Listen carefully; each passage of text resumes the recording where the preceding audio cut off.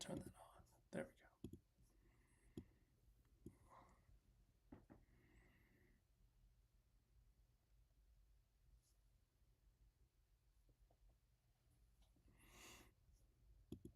Is the sound on? It says it on my bar, but France family taking L's. Let's go, says Cloudy 341 Blade. Yeah, they're not too happy right now. I think it's pretty safe to say. But hold on just 1 second.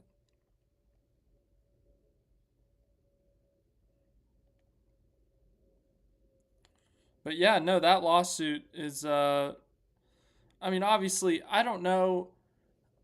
I really don't know how much the preliminary injunction and the denial of the rejection or whatever. I don't really know how much that means in terms of the overall lawsuit.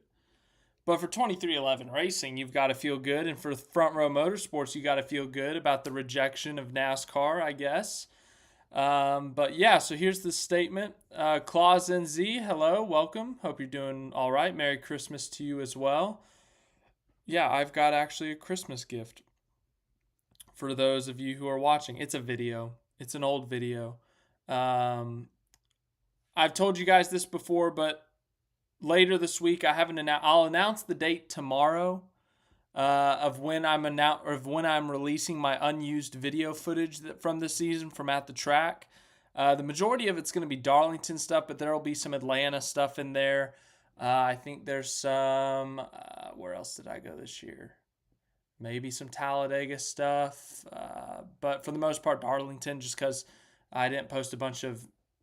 I mean, I posted a bunch of videos, but I didn't post it all. But on Christmas Day, I will post a small clip as kind of a preview in a sense. It's really just, I'm not going to spoil it, but it's one clip from one of the weekends. It's small, it's not life changing, but I just wanted to give you guys a little bit of a taste before I give you the grand thing, the big thing. So, yeah, I got the date decided, and I might do one or two of those, but for sure doing those on Christmas Day, I kind of preview. NASCAR and the France family getting court papers for Christmas. Maybe. They're at least getting rejection letters from them. But anyways, back to this 2311 Front Row Motorsports statement on the denial of NASCAR's motion to essentially not have charters. We welcome today's decision by Judge Bell to deny NASCAR's motion to stay, which will allow 2311 and Front Row Motorsports to compete as chartered teams in 2025 season and enable Front Row Motorsports to complete their purchase of a third charter from Stewart-Haas Racing. Today's decision represents an important step in advancing my client's case against NASCAR and their monopolistic practices while protecting their drivers, race team sponsors, and the fan experience. We are confident in the strength of our case and will continue this fight for a more competitive and fair sport for everyone involved in the coming year. That is from Jeffrey Kessler, who is the lead attorney for 2311 and Front Row. So basically, so Front Row is able to make that third charter purchase. Basically, they each had to do it individually.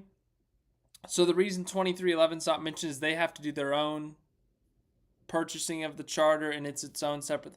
There's a lot of legal speak. I'm nowhere close to a lawyer. I don't understand it all. But basically, it looks like they're going to have charters for sure next year.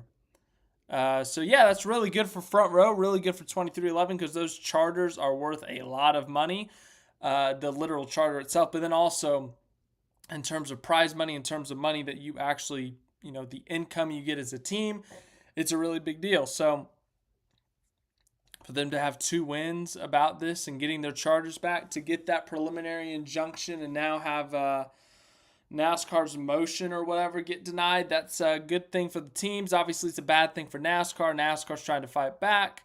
Obviously, the way they're fighting back is they're fighting against two teams that are suing them, so it's not the prettiest situation because they do have to try to fight for themselves, but in the process, they have to fight against two teams that that are participants in their sports, and they kind of have to screw them in a sense in terms of trying to make sure they don't get charters because they didn't agree to this charter deal. Don't forget SHR is a big deal. It's a big deal for them because they won't have to be stuck with those charters. Well, yeah, that would be the next question. So let's say hypothetically NASCAR wins this preliminary injunction. So 2311 and Front Row, they do not get granted the preliminary injunction. They have to race as open teams. What does that mean for Stewart Haas? They got two charters that are presumably going. We now know for sure one of them's going to Front Row. 90% sure the other one's going to 2311. So what happens if it gets denied? Like, does SHR just have to sit on those charters for a year, wait for this to get sorted out? Or do they sell it to someone else? Does NASCAR like take it and hold it for a year? Like, how does that work? That's kind of confusing because it's not like two teams going into nothing and they didn't get a chance to sell their charter. These are two teams who want to continue racing and growing, but they had to sue NASCAR, or they didn't have to, but they opted to sue NASCAR and not sign the charter deal. And it's very confusing. About any way you go in this case, any way you go straight, left, right, backwards, back left, back right, right front, left forward, it gets complicated. And there's like a billion questions around it.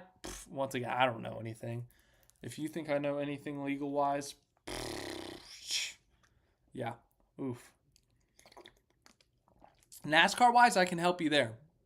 Legal? No.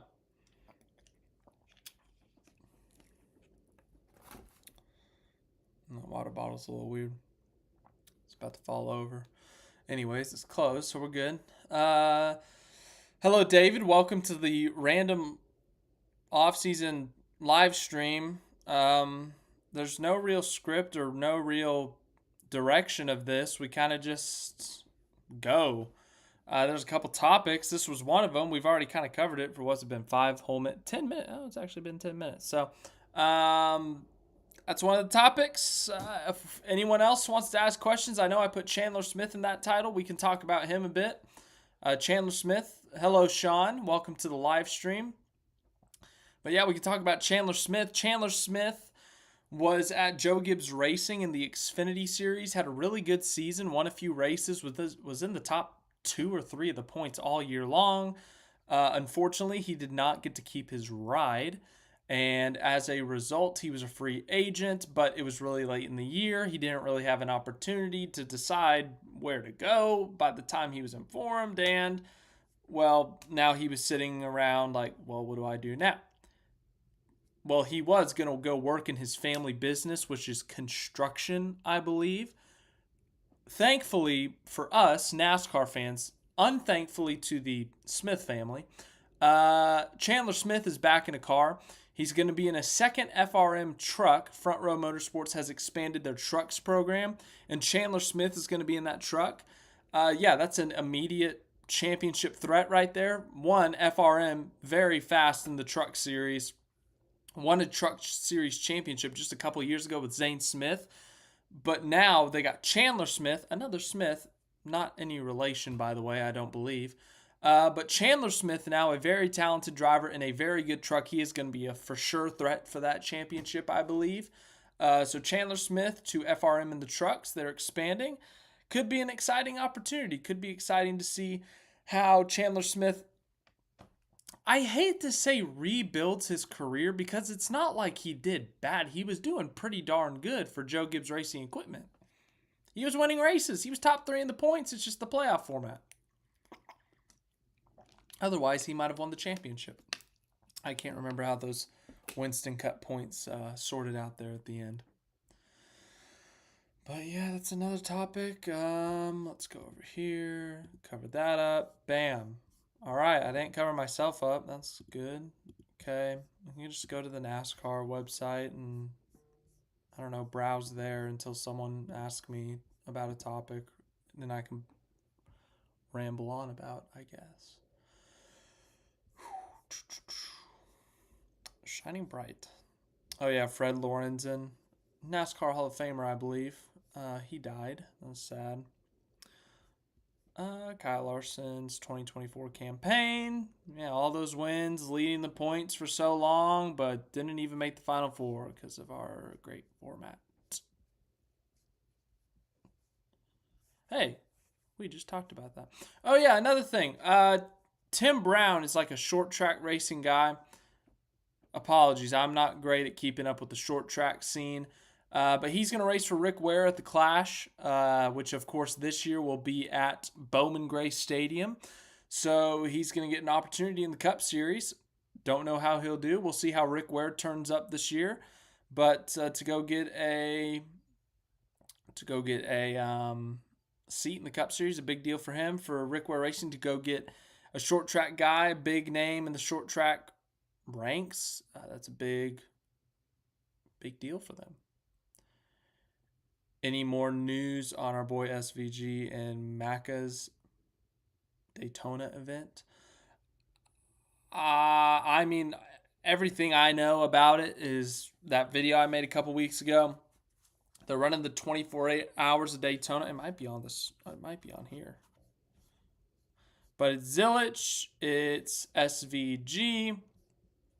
It's Scotty Mack. And it's the endurance guy whose name I'm forgetting. Ken, maybe?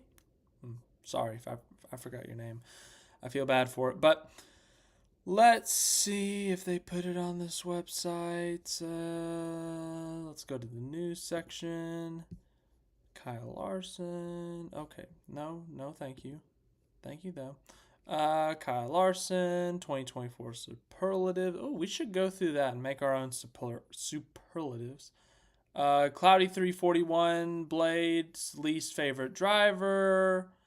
Parker Retzlaff, Alex Bowman, Rick Ware Racing, Martin Truex Jr. At what point do I give up on finding the story? I guess now, because that's the end. But yeah, no updates. I mean, everything about it was in that press release. The 24 hours of Daytona is not till the end of January, so you got some time until the race. We know the drivers, we know the team, we know the partnership between Trackhouse and that endurance team. I think it's Corvette or whatever. So we know, but I mean, that's all we do know for now. I haven't heard anything further. I don't think there is much more further to know because we know the drivers, the team, the car, and all of that. It's most likely on the IMSA website. We will go there in due time. I'm still pissed that V8s went and adopted the playoff system from NASCAR. Hey, buckle up, Supercars fans. You're about to not have a good time. I was going to say something worse, but I'm just going to say not have a good time. Yeah. I don't even know what your format is, but playoffs do not belong in motor racing. Anyways, let's go through this. Okay, I want to do this. I want to go through this. 2024 NASCAR season superlatives, and then we'll go to the IMSA schedule.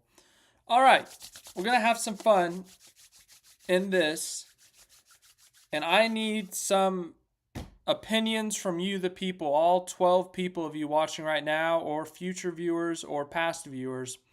We're going to go through the 2024 NASCAR season superlatives. I have not read this. I am not sure if it's best race, best driver, all that stuff, but I'm going to give you my vote, and then I want to hear your vote, and then, of course, we're going to get the NASCAR.com editorial staff vote. So 2024 superlatives. Picture Tyler Reddick, and that is, I guess this is one of them. It's time to honor the most memorable year, another memorable year of stock car racing. Okay, here we go. Best paint scheme. Kyle Larson's number 5 HendrickCars.com Darlington throwback. Ooh. All right. I want to hear everyone's thoughts. What was the best paint scheme from 2024? But I want to split it up. I want to hear your best throwback paint scheme and your best non-throwback paint scheme, because when you start meshing them, I feel like the throwbacks win more because of like this Larson paint scheme. Like they're people get all sentimental. They get all, which I'm not saying it's bad. I'm just saying when you're trying to pick a best paint scheme, it gets all messed up. So I'll have to think. But everyone pick or think, throw out there your favorite paint scheme, a throwback paint scheme, and a non-throwback paint scheme. Predictions for Riley Herbst this year. Top 25 in points at worst. I would say realistically like 19th to 22nd. Maybe wins a super speedway and gets into the playoffs unless they change the playoff format. Then in that case, I got no idea. But I'll say realistically 19th to 22nd in the points. But I want to hear from the people. I know it says there are 13 people watching. It could be bots. I don't know. But I want to hear favorite throwback paint scheme. I want to hear favorite non-throwback paint scheme. And we'll start reading them out. I'll think of some. The struggle for me, because I got to see the throwback paint schemes in person, so they're locked up in here. They're going to be in that video, that unseen footage from the year that I got. You're going to see them all, actually. But I got to think of a best non. Ooh, it's tough. It's the non that's killing me. Let's see. So we got Dale Jr.'s Bud livery, Wendy's for obvious reasons. I will say the Wendy's, I think my favorite Wendy's SVG paint scheme was the one he ran at Talladega. The red, black, and blue with the flames. I thought that was a really good paint scheme. The Dale Jr. 8 was cool to see come back. I know that was sentimental with a lot of Dale Jr. paint scheme or fans. The paint scheme was a great throwback for the fans. Brad Keselowski, because as a Toyota fan, seeing that car in Gran Turismo. Best non-paint scheme all of 2311. Yeah, the Brad Keselowski throwback, that was one, it was really cool. It was a really great throwback. It was a great looking car, but also it ended up winning the race. So that was like a bonus on top of that. When a really good paint scheme wins the race, it almost like adds another element, especially when it's a throwback. So that was really cool to see that. 2311, that Air Force paint scheme for Bubba Wallace. Monster really stepped it up this year outside of the basic Monster with the Beast Unleashed or whatever. That was a really kind of unique touch by Monster to not just do the black and logo. Like they did some lightning in there and stuff. I thought that was really neat. But let's see. William Byron's throwback. That would probably, because Jeff Gordon was my favorite driver, that would and that was like when I watched him, the 24 Exalta Flames, the orange, that's probably my favorite throwback for sentimental reasons, for personal reasons. But this Larson one's pretty hard to beat, I would say. In terms of a non-throwback paint scheme, that's where I start to struggle because I have to think through all the paint schemes. If I say one, I'm going to forget another. But favorite. I'm going through the numbers in my head. This may take a minute.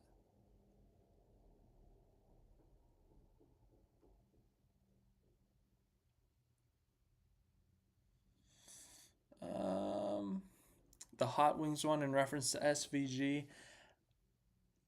It was all right. It was just kind of black and orange, but it wasn't bad. It just, it didn't blow me away like the Talladega Wendy's paint scheme did. The one with the fries on the side of it.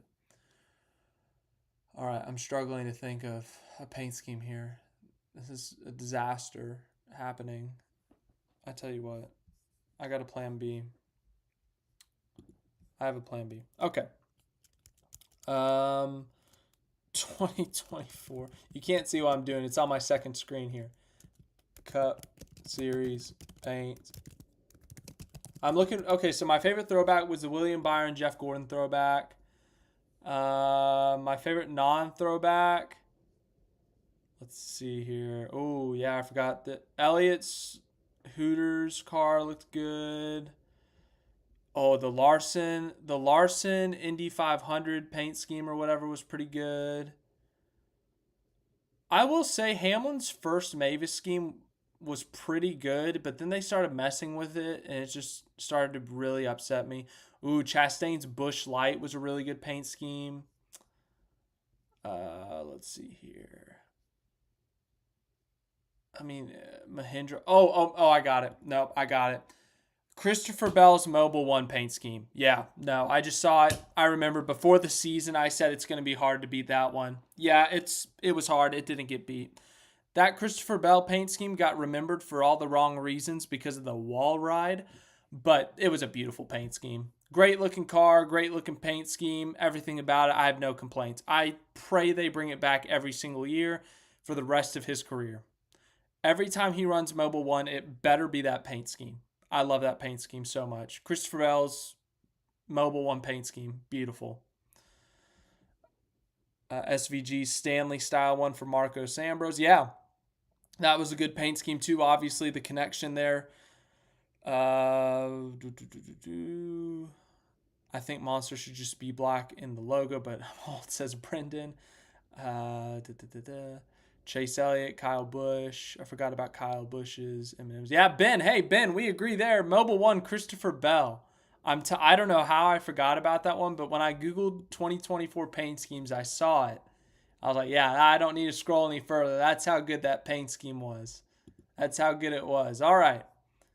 Let's go to the next superlative. Oh, my. Master of Qualifying, Michael McDowell. Okay, I really don't think this one's debatable. Like I thought these were going to be debatable. You know, like the paint scheme one, or like driver of the year, or race of the year. I mean, yeah, he won the most poles. I don't think I really have to. I will say, okay, I'll add on by saying this. Entering the 2024 season, I would not have guessed that Michael McDowell would have the most poles. I think 95% of NASCAR fans could have said that. The other 5% either knew something that front row was going to have at the super speedways, or they're biased fans who love Michael McDowell, or front row, you never know, or they picked a name out of the hat. Just saying. But yeah, I would say that was a pleasant surprise. It was really good to see McDowell up front. And also, not all of them were on super speedways. He had that random pole at Gateway. Just saying. Other receiving votes, Kyle Larson, Christopher Bell. Well, they didn't get as many polls as McDowell. Craftsman Truck Series standout, Corey Heim. I tell you what, Corey Heim was outstanding. No one can deny that. But, there's a big but here. That sounded weird. Corey Heim was expected to do what he did this year, make the championship four, win all those races, be up front in the points. But Christian Eckes had a really good year. Earned himself a promotion to the Xfinity Series. Heim should be promoted, but whatever, that's a topic for another day. But Christian Eckes, I thought, he won the regular season championship, led so many laps this year. I feel like he wasn't talked about as much as Heim before the season. It was like everyone was, including myself, I picked Heim to win the championship preseason.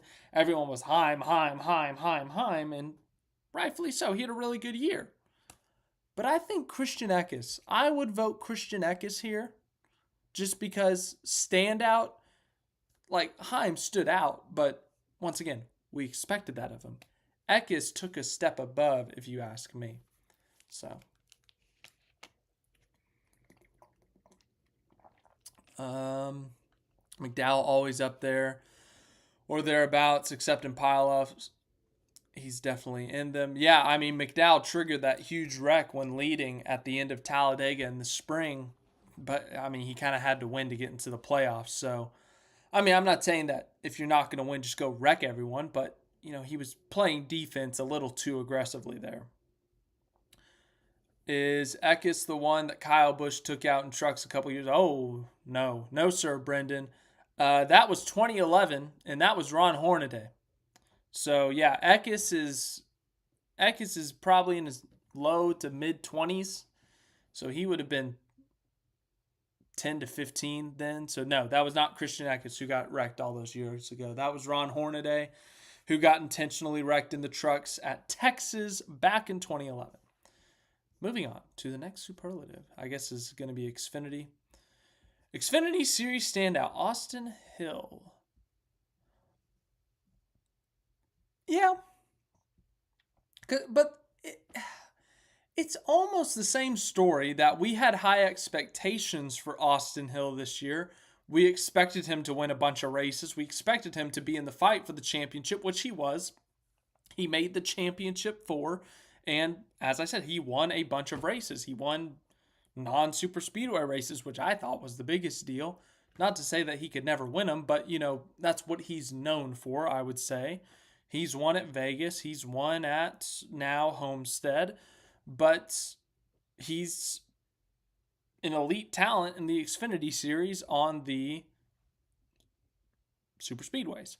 But as for other people for standout, I mean, it was a breakout season for Austin Hill, I would argue. So I think I'd listen to that argument for Austin Hill, but I'd say, I mean, this is the most I've watched the Xfinity series this year. SVG was solid, but we expected him to win on the road courses, run well on the road courses. Jesse Love, I'd say he had a pretty solid year. He stood out to me because he won a race in his rookie season in the Xfinity Series. He was in the round of 8, I believe.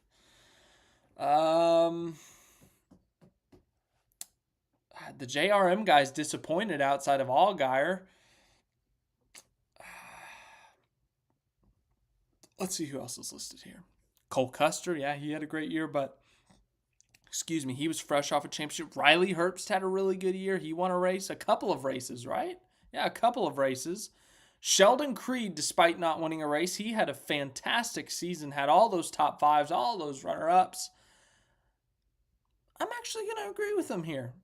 I'm going to go with Austin Hill because unlike the trucks where you had Eckes and Heim running away from everyone, and yes, I know Majeski won the championship, Austin Hill was kind of that guy who he didn't break away, but he definitely, poked his head out a little bit more in terms of the success rate. Most impressive rookie in the Cup Series, Carson Hocevar. He ended up winning Rookie of the Year, so yeah, but when you compare him to his rookie rivals, when you compare him to Josh Berry and his teammates, Zane Smith. Obviously, Zane Smith had that horrible first half of the year, but really picked it up in the second half. Josh Berry, it was really an up and down year for him. Hocevar, though, had a lot of flashes. He had a lot of good moments, a lot of great moments, a lot of top 10s. But Carson Hocevar had a great season. So, yeah, I would fully agree with this on the Cup Series side. SVG season was about learning, and he did that. Didn't upset the mob too much. Showed his class. Can't wait for next season. Yeah, I'd agree with that for sure. Parker Kligerman. Yeah, Parker Kligerman, if we're going back to that Xfinity Series topic, he got so close to that win at the Roval. Made the playoffs. Unfortunately got eliminated in that first round, but that Roval race, that's got to sting. But he had a great year. He did retire. Yes, Brendan, he did retire. But yeah, Parker Kligerman. Angry Hubby, he says, Bowman Gray, the Clash should just be called the Crash. Move it to the bigger local track that are at least bigger than a quarter mile. Ooh, yeah, okay, here's my biggest problem is that people were complaining so much about the LA Coliseum, and it's like the same thing, but then people said Bowman Gray, and everyone started like celebrating. It was like the same people. They were like, oh, how dare we go to the LA Coliseum and race? Let's go to a real racetrack that's not a football stadium. And then they say, actually, let's go to Bowman Gray. And it's like, oh my God, this is the greatest decision in NASCAR history. I can't with people sometimes. It's an overreaction, but I just don't get how you can see one thing and say, oh, this is terrible. Why are we even doing this? And see the exact same thing somewhere else and say, oh, this is a great idea. I thought going to a football stadium was pretty cool with the Coliseum. Bowman Gray's a unique track. I'm curious to see how it races and all that, but I would have personally preferred that we do like the unique idea of going to different stadiums. But hey, let's see how it goes at Bowman Gray. Is Bowman Gray even up to safety standards? They are working on it, my friend. They are working on it. They're putting safer barriers up, catch fences, all the safety procedures and all that they are working on. Parker Kligerman, yes, he is in the media. He's been working for NBC for a few years now, actually. Let's move on to the next superlative. Biggest surprise. Oh, all right, this one. Okay, biggest surprise. Let's hear it in the comments. It could be any series, Cup, Truck, or Xfinity. What did you think was the biggest surprise of the 2024 NASCAR season? The one here is, gotta admit, hard to beat right here. So let me know in the comments, what is your biggest surprise from the season, whether it was someone's performance, good or bad. Like some people might say Kyle Busch missing the playoffs. That might be the biggest surprise for some. Harrison Burton's win here. That might be the biggest surprise for others. Or more specifically, Harrison Burton's win after he got fired. Let's see. What are some other biggest surprises? Let me think here. I'm really trying to... Now, Brendan, perfect. That's a perfect example of the biggest surprise. NASCAR in a legal battle with two of its teams. I didn't see that coming entering 2024. In fact, if you listed the Wood Brothers win, which Sean said, or NASCAR in a legal battle, I would have said Sean's thing. I would have said Harrison Burton winning. That's more realistic than NASCAR being in a lawsuit. But guess what? They both happened. Michael said, biggest surprise, Logano winning the championship. So, Michael, I get what you're saying there, but I think you have to add the context that he ran 15th in points and was like the 12 seed entering the playoffs. Because if you said that preseason, that would not be at all a surprise because Logano's super good in even numbered years, but also he's Joey Logano. But if you said that if you said that in September or August or any time after May, I think that would have been a really big surprise. But once again, you kind of need a little bit more context with that. But I get what you're saying. If you're saying, back in August, hey, what's up? This format. Yeah, back in August, I would have been shocked. But I also wouldn't have been shocked because that's what this format is. So, what are you going to do?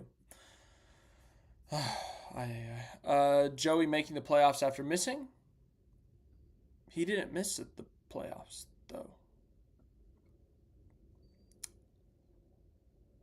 Okay, Michael, clearing things up. The surprise was considering where he was standing in August. So, in that case, I agree. I would say that was one of the top 5. Kyle Busch not getting a win, says Ben. Super Speedway finishes don't really surprise me. So I guess that, Tori, that would be the opposite of this superlative. It would be the least surprising moment of the year. So our superlatives would be Harrison Burton winning at Daytona after getting fired. Joey Logano winning the championship despite being 15th in points all year. Kyle Busch not only going winless, but missing the playoffs altogether. And 2 of NASCAR's teams filing a lawsuit against NASCAR. I was fully prepared to just easily breeze by and say Harrison Burton's won at Daytona, but the lawsuit, they would never put it on NASCAR.com, but the lawsuit, it's got to be the lawsuit. Like, nobody saw this coming in February. Nobody saw this coming in March, April, June. July, people might have, I don't know, people might have started to, get a little uncomfortable and all that. But yeah, I'm going to go with the lawsuit. Ben says SVG stuffing up the bus stop to lose the race at Watkins Glen. I mean, it was surprising that he made a mistake, while leading at a road course, but that's not as surprising as, that's not as surprising as a team suing NASCAR or two teams suing NASCAR. So I think the lawsuit still got that beat out by a good bit. All right, let's go to the next one. But thank you, who was that? Brendan. Yeah, thank you, Brendan, for reminding me of the lawsuit. Otherwise, I would have just ran away with Harrison Burton's win. All right, next one. Biggest rivalry. What? There's no way with all due respect, there's no way. They said biggest rivalry and put Kyle Busch versus Ricky Stenhouse Jr. That's the biggest surprise. Other receiving votes: Kyle Larson versus Denny Hamlin, Taylor Gray versus Christian Eckes, Chandler Smith versus Cole Custer. These aren't even okay. Larson versus Hamlin is the only rivalry listed here. Busch versus Stenhouse was one incident and one fight. Eckes versus Gray was one incident and it never escalated. Chandler Smith versus Cole Custer was like 2 incidents, maybe 3 incidents, and one like 1/8 of a fist fight. It wasn't even that, I wouldn't argue. It was a pretty bad punch from Chandler Smith. Larson versus Hamlin, yeah, okay. Tori says SVG and Hill. SVG and Hill was more than a rivalry than everything except for maybe Larson and Hamlin. Because SVG and Hill, they had Hill bumping SVG out of the way at COTA, and then later at COTA, SVG destroying his car to try to get back at Hill. SVG shoving Austin Hill out of the way at Sonoma and then doing burnouts around him as Austin Hill flipped him off. I think that was it. So, in terms of the 2024 year itself, it's probably SVG versus Hill. Like, Larson and Hamlin has been a long-standing rivalry, but it never really had the moments that it's had. Like in 2023, there were a lot of moments between those two, and that was far and away the biggest rivalry in 23. This year didn't really have those moments. It had a couple of instances, like at Nashville, I remember. But there was nothing like earth-shattering like 2023 at Kansas. Excuse me, like 2023 at Pocono. So I actually got to agree with Sean and Michael and Tori. I think SVG versus Austin Hill, I think that was the biggest rivalry. Once again, one single incident on track that does not escalate or one punch to the face. I don't think that's a rivalry unless it goes over multiple races or multiple instances in a sense. So, no. Busch versus Stenhouse was a cool moment, I guess, depending on who you ask. Maybe that's the biggest surprise is that Kyle Busch and Ricky Stenhouse Jr. would be fighting. And then Kyle Busch after saying, you suck just as bad as I do right now. But biggest rivalry, I don't know about that. Bubba Wallace and Alex Bowman, same situation. One single incident doesn't move me. That incident wasn't even noteworthy if he didn't get fined. And that was such a stupid fine. All right. Most clutch performance. Ryan Blaney's round of 8 win at Martinsville. I guess he did have to win. But Logano's championship win, anytime you win a championship in a must-win situation, it's got to be that. So, like, Blaney's was clutch in its own way that he had to win that race to get to the championship. But Logano had to win Phoenix to win the championship itself. I'm going to say Logano's win. You could argue the same for all three series, Ty Majeski and Trucks, Allgaier, and Xfinity, but I'm going to go with the Cup Series because that's the premier series. So I'm going to go for the most clutch performance. I'm going to go Joey Logano. I want to hear what you guys think. What was the most clutch performance this year, whether it was just holding someone off to win a regular season race, whether it was someone who wasn't expected to win, holding on to win, like a Harrison Burton kind of thing, if that was clutch in a sense. Another candidate I would throw out there is Chase Briscoe picking up SHR's final win. At Darlington, the Southern 500, a crown jewel, the last possible opportunity for SHR to make the playoffs. Honestly, I'd slot that in at number 2. I'd go Logano's championship, Briscoe Southern 500. Brendan said Suarez's 3-wide win. David says Alex Bowman's win. Bowman did have to hold off a charging Reddick, but Reddick kind of choked it there. So, yeah, I'm going to go Logano, Briscoe. For third, I guess I'm going to go Allgaier, actually. I'm going to go Allgaier's championship purely because of all the problems he had throughout that day. All of the incidents, all of the penalties, all of the everything they had go wrong. The flat tire I think they had at one point.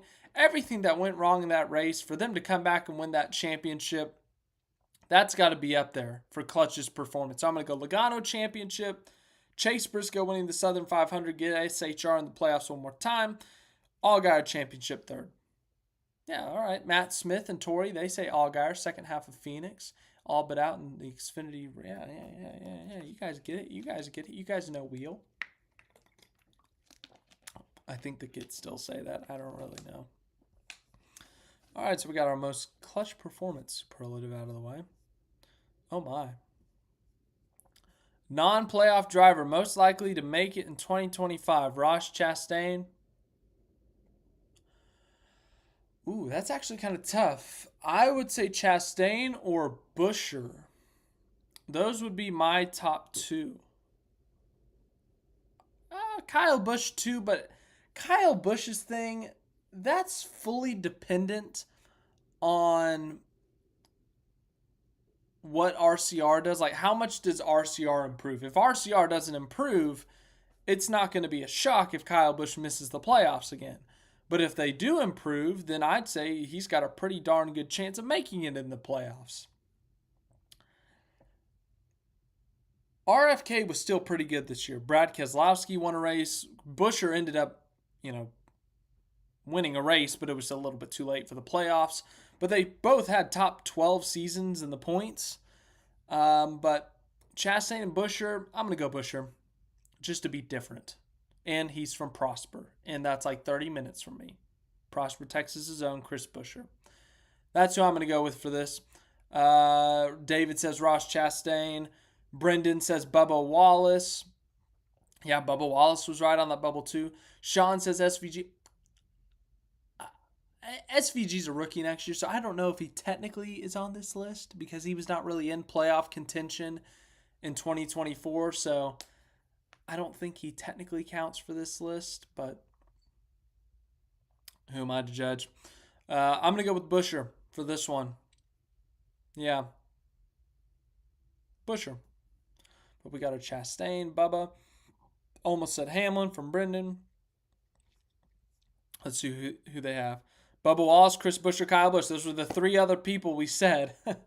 We said those were like the top 3. I mean, I guess it kind of narrows itself down when you got a 16 car field. Ooh, I think I know where this is going.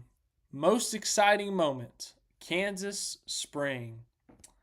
Most exciting moment.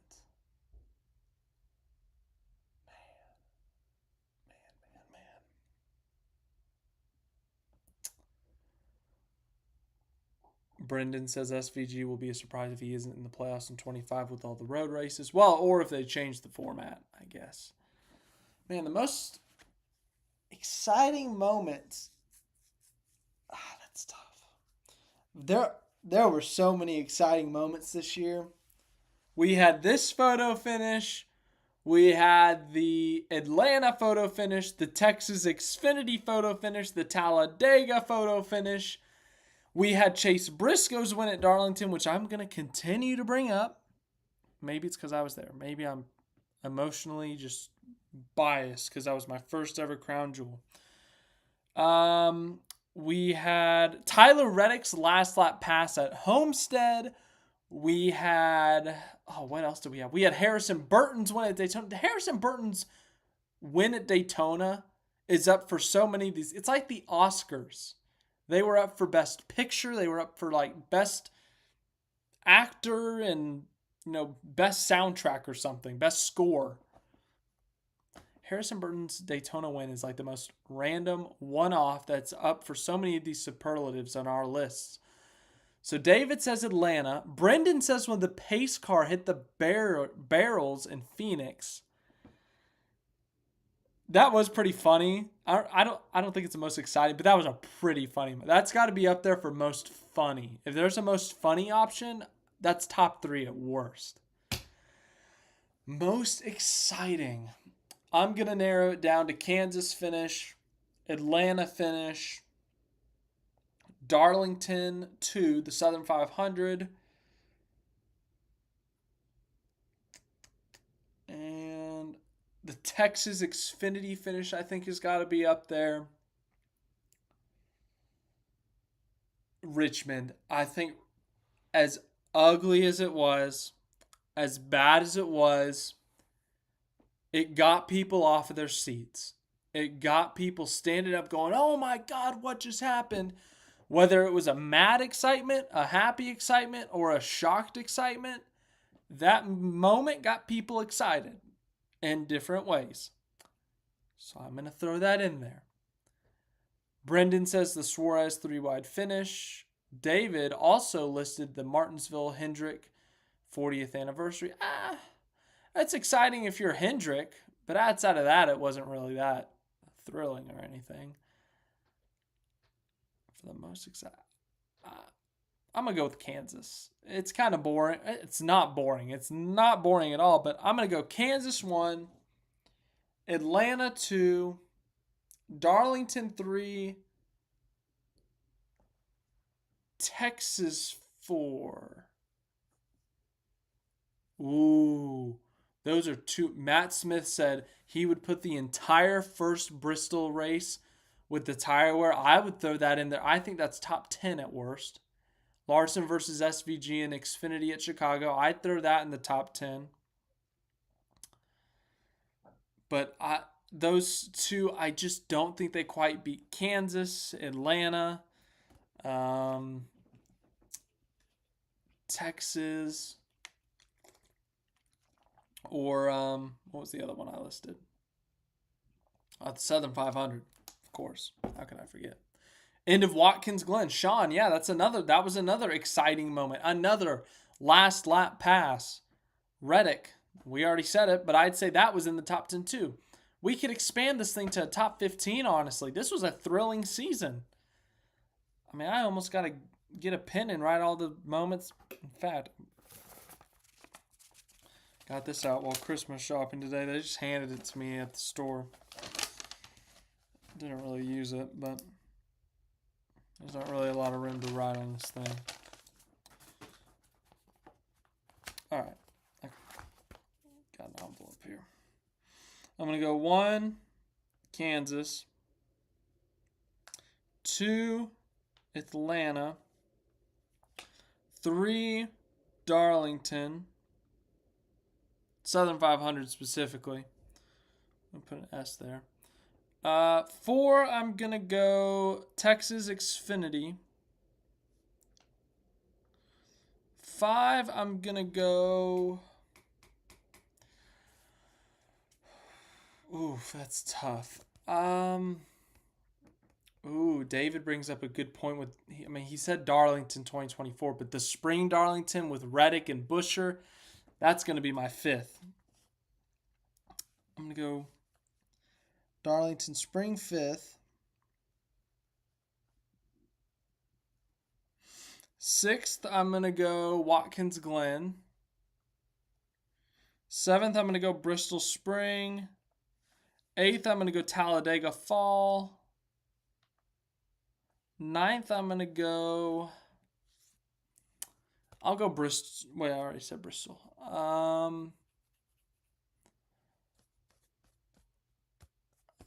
Thrilling or most exciting. The rain race, I guess that was New Hampshire. That was pretty exciting. Two.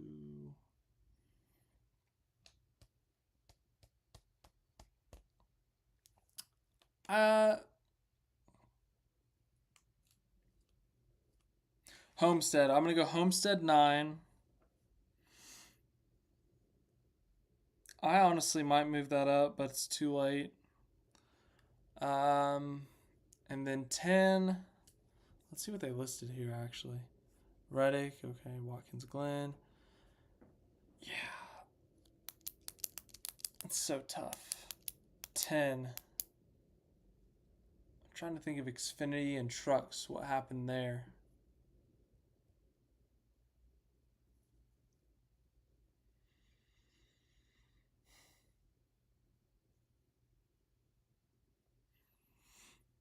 The ending of the spring Talladega.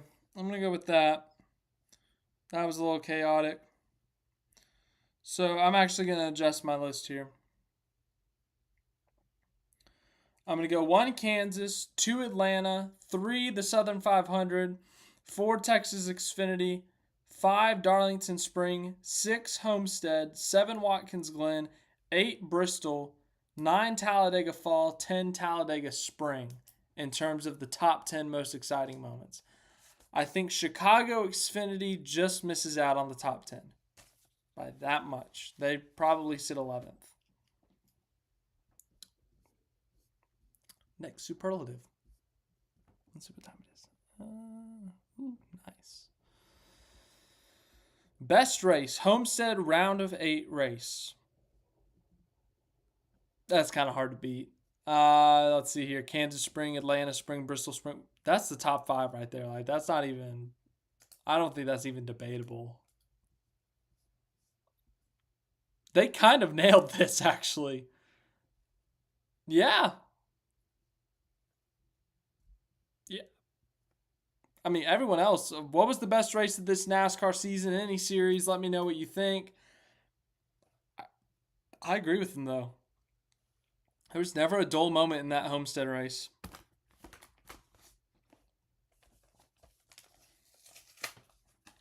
So, yeah. I'm going to go Homestead here.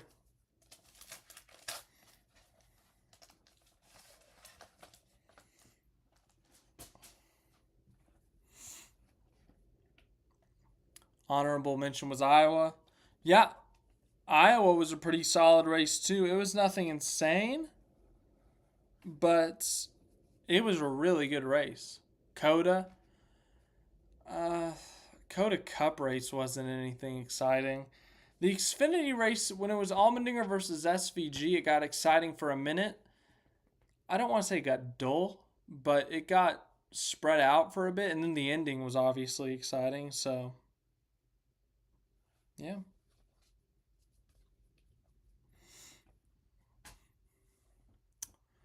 But yeah, I'm gonna agree with them. I'm gonna say Homestead Miami. I think that was a really good race.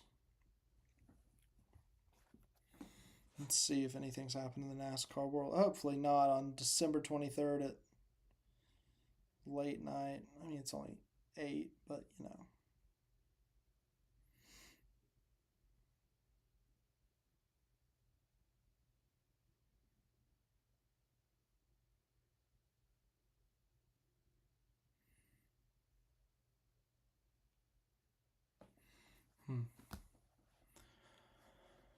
All right, let's get to the next one. Most valuable crew chief, Paul Wolfe. Gotta admit, I'd have to do a little bit more research on this. Let's see who the other receiving votes were. Cliff Daniels and Adam Stevens. I'm gonna agree with this. I'm gonna go with Paul Wolfe simply because of that Vegas call. Without that, they don't win the championship. So, yeah, I'll agree with it. Paul Wolf. Don't really know what else to discuss here. I don't really have much else on this topic because I have to dive into some deeper analytics or something there. Yeah. Austin Dillon spotter. Not quite, but that's awkward. I really hope this next one is like the most shocking moment, like in a bad way, because that's for sure number one.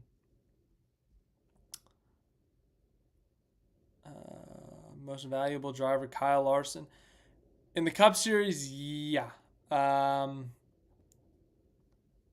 yeah. Um, this is absurd that we have to have this conversation, but the fact that the most valuable driver.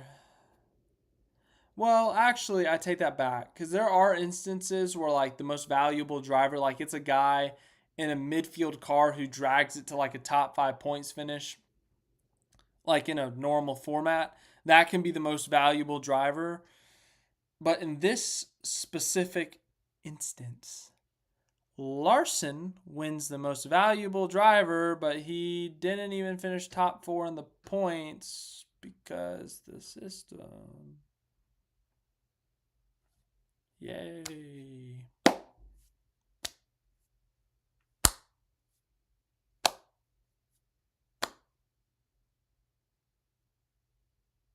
Okay, that's enough awkward silence. So, yeah, I think I would go Larson 1, Bell 2, Reddick 3. Mm, hmm. I'll go. See, 3 on down is where it can get complicated. I'm gonna go Briscoe 4. I've talked about Briscoe a lot during this live stream, but Briscoe drove himself to a JGR seat. He won the Southern 500. He got SHR their final playoff spot. He was top 20 in points most of the year, which was far and away the best of all of his teammates. I'm gonna go Briscoe as 4. Just it's the same situation. He just straight up outperformed his equipment. He didn't win a super speedway to get into those playoffs. He didn't win a crazy fuel mileage race or a road course or something freaky like that. I mean, he won. He was top 2, top 3. That whole Southern 500, and when it mattered, he stepped up. And then 5, I'll go. I might go.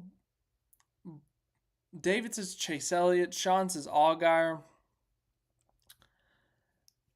I might go Blaney for 5th just purely because he was far and away the best Penske driver. Cindric and Logano won races, yeah, but they were nowhere close. Excuse me. They were nowhere close to Blaney in consistency. So, yeah. I'm going to go Larson, Bell, Reddick, Briscoe, Blaney. That's my top 5. Let's see. What else? Is that it? Is that it? That's Hocevar. Matt, I think Hocevar would be an honorable mention there. He did a really good job. He was the best of the Spire bunch. I would for sure listen to an argument of him being in the top 5, but I like my list. 2024 NASCAR Holiday Guide, Gift Guide. Craftsman Tools, Joey Logano Championship Jacket, more Craftsman Tools, Dale Jr. Bud Jacket, more Craftsman Tools, NASCAR long sleeve shirt, more Craftsman Tools, Connor Zilic? Sounds illegal. Oh, the diecast, of course. More Craftsman Tools, gift card. Gift cards are not a bad gift. Let's the people decide what they want to do with it. More Craftsman Tools. That's it. Oh, God. Oh, boy. I might need to put a little PG-13 or something on this. Who knows what this is going to be. NASCAR Chasm, I think. Is that what it said? Yes, it is. Nice. Connor Zilic. Santa, if you're reading, Connor Zilic has been a very good boy and is on the nice list. He wins in pretty much anything you put him in. He's incredibly polite and professional. He has the skills of someone twice his age, so like the skills of a 34-year-old. Anyways, nice. Naughty. From time immemorial to present day, Mother Nature has found a spot high atop our naughty list. She postponed the Daytona 500. She single-handedly ruined Kyle Larson's attempt to run the double. Mother Nature sucks. These are not my words, by the way. These are the online people, so don't strike me with lightning. And rain is stupid, and I don't care if you're one of those dads who watches it soak the track and says my lawn needed it, though. Don't care. We were this close to releasing a fake 2025 schedule so Mother Nature would show up at the wrong track every week. Anyway, she's naughty AF.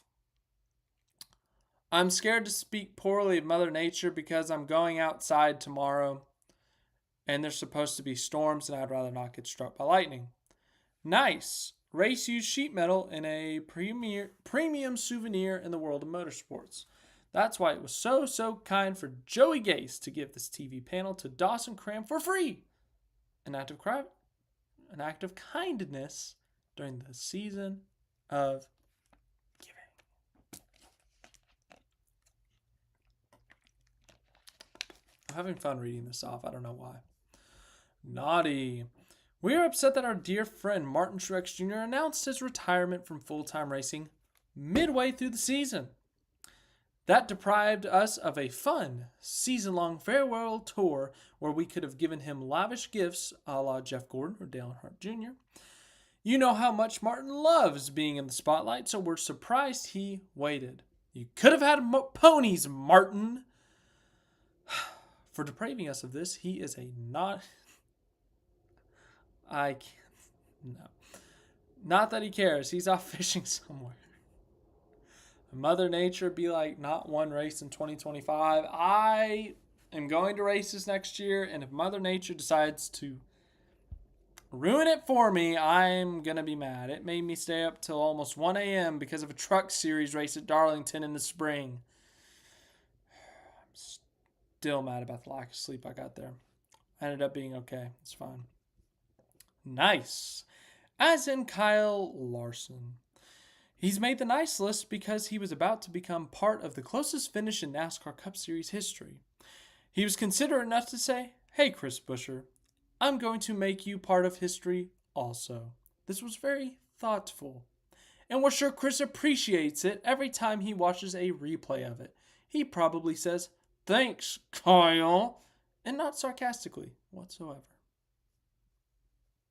Naughty.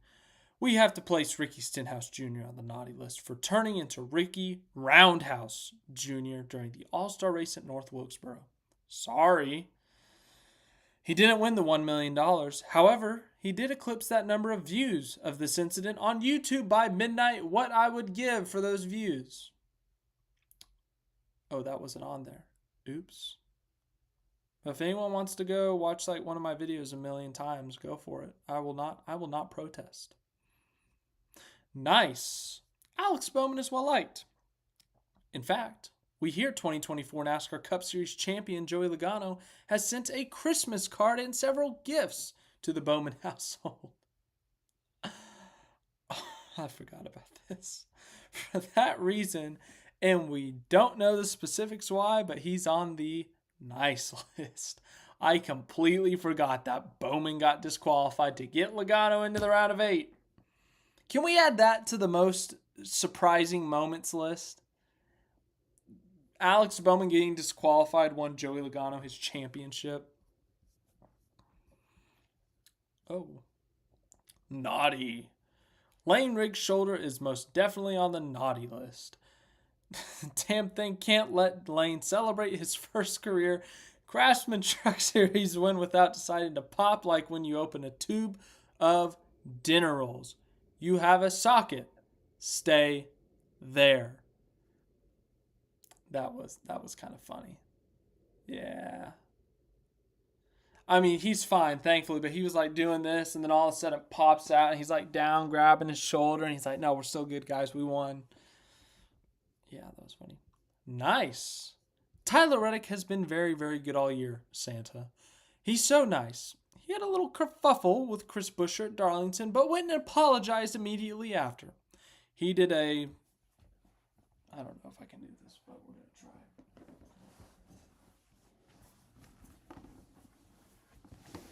Oh, no. Oh, I took it with me. He did a 360-degree flip. I didn't quite do a flip, but I did a 360 spin. Close enough. Be proud of me for the effort. Through the infield at Las Vegas, but never complained.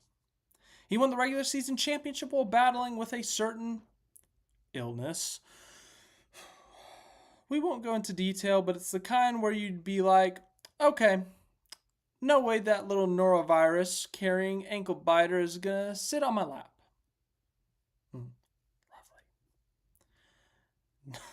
Lovely.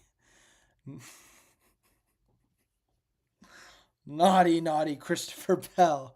As you'll recall, Christopher let it slip that Chase Briscoe was joining Joe Gibbs Racing before the official announcement, even though we all knew it was happening. As we speak, he's probably at the JGR Christmas party, accidentally telling everyone who their secret Santa is. Nice. Kyle Busch was kind enough to lend his face to an incident that led to a donation. By Ricky Stenhouse Jr. in the amount of $75,000 to the NASCAR Foundation. The generosity knows no bounds. That's well written. Naughty. Sometimes tough decisions have to be made, but Dale Earnhardt Jr. is on the naughty list. Why? He didn't share the flag. He didn't pass it around or let others experience the joy of waving it. Nope, he was on my flag. He may have even growled at people who tried to take it from him like a Rottweiler with a raw sirloin in his mouth. All we're saying is share. Sharing is caring, ladies and gentlemen. Just hope you know that. And on that note, we're going to end on that note.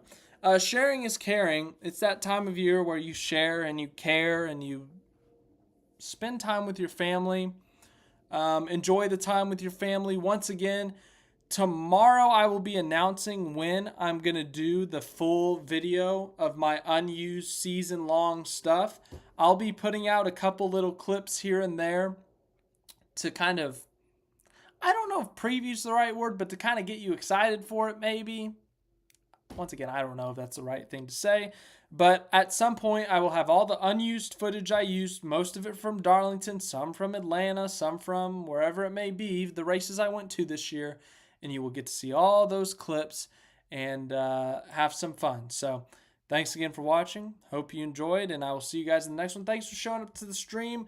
It was a very short announcement time, but I'm glad some of you could show up. We got to go through the season again, talk about our superlatives, and then read the naughty nice list. Have a good Christmas.